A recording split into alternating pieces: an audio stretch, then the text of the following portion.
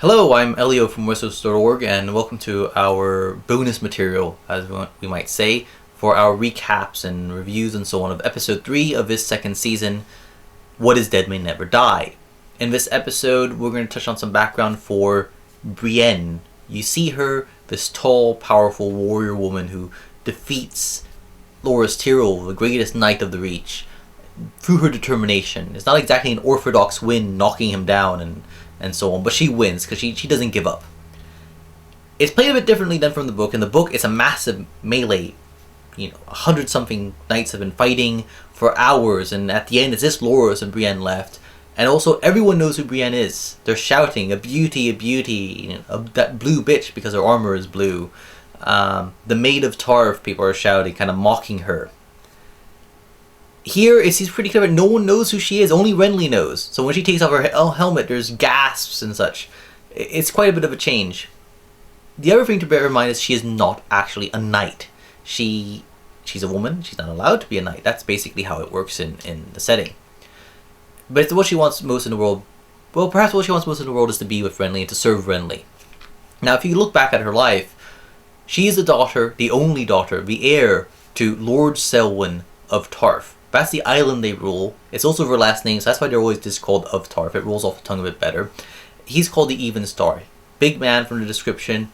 He's probably a famous warrior, but we really know very little about him. What we do know is he had this big, ugly, let's say it, she's described as being quite ill-favored daughter. She's nice, she's sweet, but she's huge.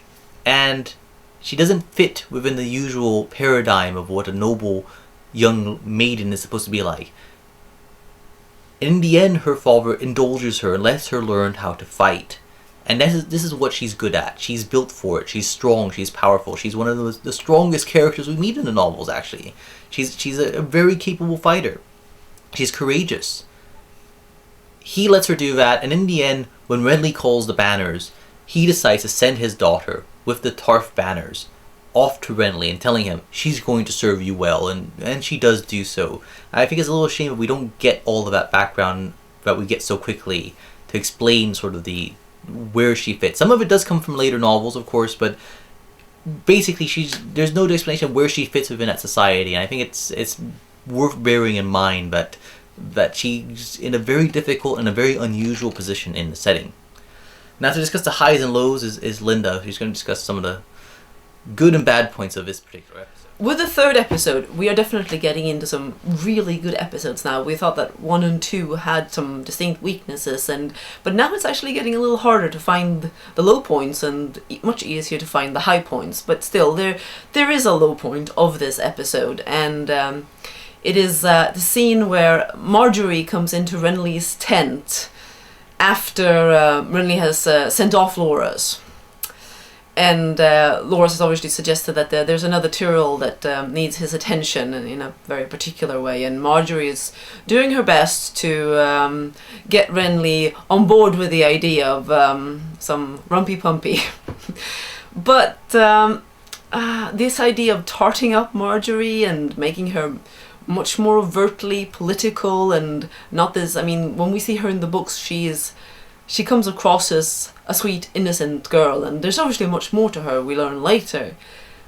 But the problem of learning all of this so early is that it's going to affect some of the later things, and it feels a bit of an HBO thing. We want this saucy young girl who's going to try and get King Renly to do his duty in the bedroom, and she goes so far as to suggest even though, maybe we can have my brother here if it helps, or, I can turn over and you can pretend I'm him. It did kind of make us laugh, and not for the right reasons. It just felt a bit preposterous.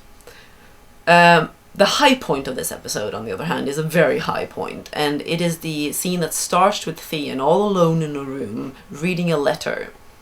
And it turns out that he has written a letter to warn Robb of his father's plans to attack the north, but ultimately he decides to burn it, and there's no dialogue. It's all just Alfie Allen's acting, and it's Brian Cogman's writing of the scene, and it is the Alex Sakharov's beautiful shooting of this Theon's sitting all alone in this dark room, and there's a fire, and then ultimately he burns the letter, and then this goes on to him sort of deciding to be a Greyjoy, and he is being rebaptized by a priest of the drowned god, and it's not the full drowning ritual that they can do, but he's being the water is poured over him, and they're saying the words and all of that.